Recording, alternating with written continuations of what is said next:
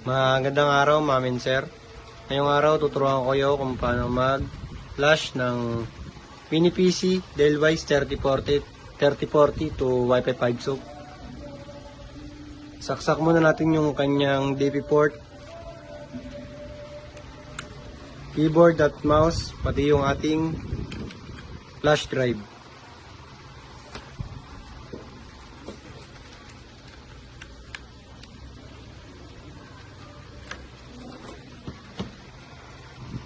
Pagka nag-open na siya dito sa Dell, press lang natin yung F2 para makapasok tayo ng BIOS.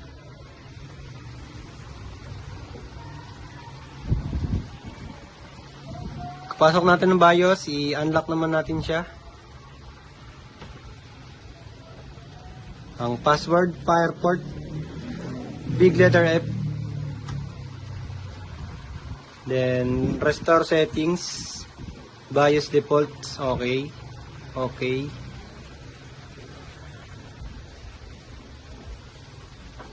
Then, set naman natin yung date. Day to day, May 8, 2026. Then, ang oras, 3:33 PM. Then, pasok agad tayo dito sa power management. Yung plus sign po ang pipindutin nyo. AC recovery, power on, apply. Make sure na nakaka-check tong save as custom user settings. Okay. Then, auto on time, everyday, apply.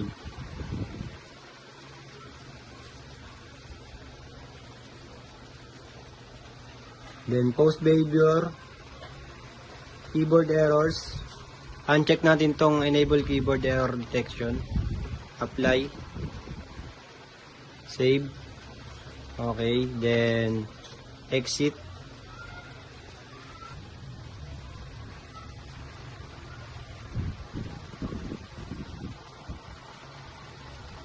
Hintayin lang natin mag-open.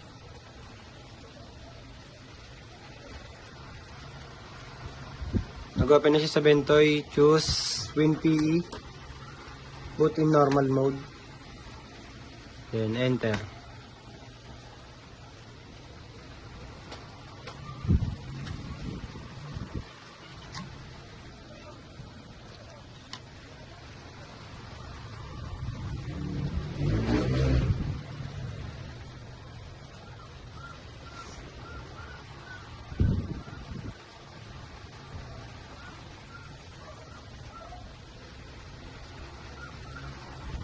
Pause ko lang, click mo na ulit pagka nasa...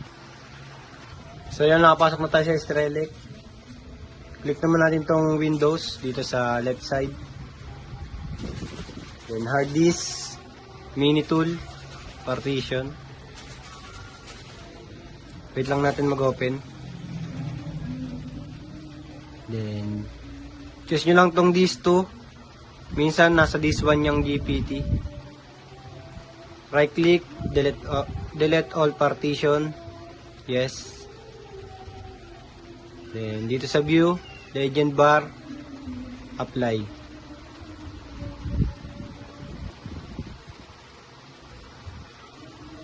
Pagkatapos natin dito sa mini tool, i-flash na natin sa Etcher. Pasok tayo ng file manager, Ventoy, Etcher,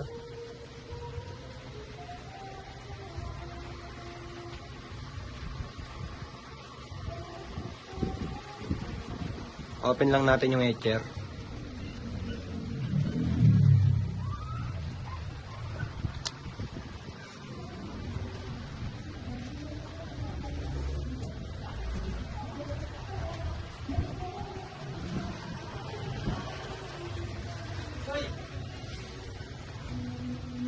Flash from file.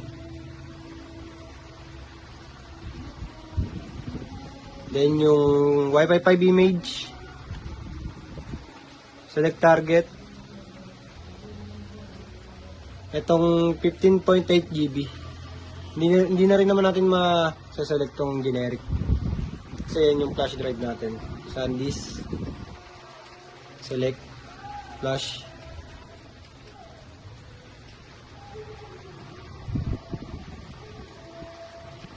Hindi na natin matapos.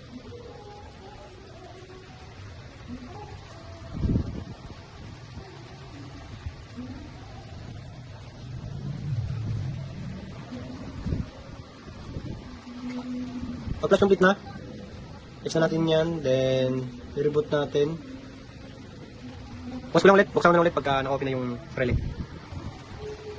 Bentoy, use Bentoy ulit, then boot in normal, enter.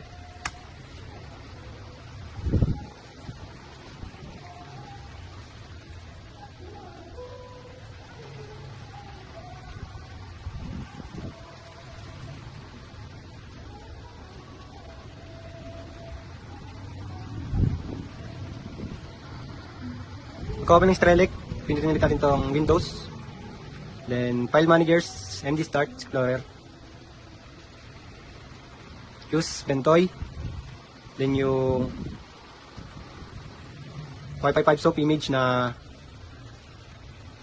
bootloader. Control A and Control C. Copy lang natin. Pagka-copy natin, next natin to. Then, pasok tayo dito sa kernel H. Boot. Grab. Then, right click. Open notepad, Control A, then delete natin. Yung kinapin natin, i-paste natin, Control V. Then save natin. Pagka-save natin, i-shutdown na natin. Make sure na naka-save. Then shutdown. Ginamitan lang natin ng Wi-Fi 6 na Huawei router. Then check natin yung kanyang booting. Hintayin natin. Yun, booting Wi-Fi 5. Then dapat makikita natin yung logs niya. Ayan na yung logs niya.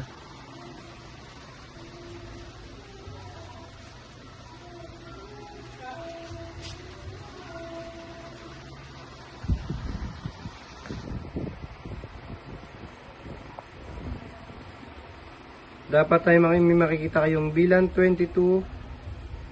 Then 1 Gbps full. Pag ganyan na po siya ay naka-flash na po siya sa ating Wi-Fi 5. So, thank you po.